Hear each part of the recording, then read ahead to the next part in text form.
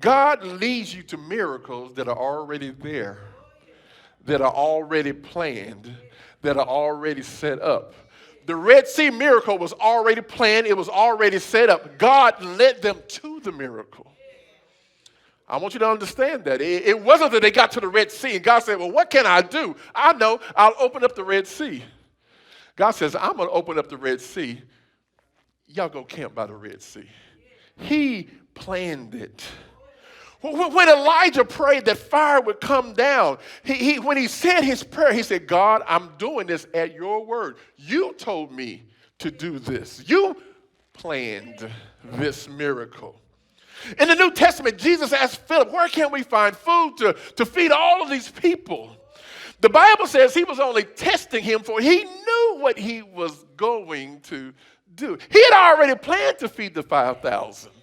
I just want to see how Philip is going to react. When you let God lead, he leads you to the miracles.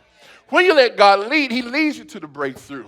When you let God lead, he leads you to the help that you need. God plans miracles. Miracles are God's surprise parties. You know, a good surprise party is always planned in advance. The place is planned in advance.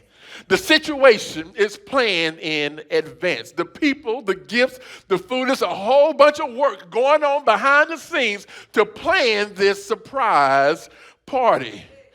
The only thing left to do is to get the guest of honor to the party. He's doing all this planning. He's setting everything up. He just has to get you to the party.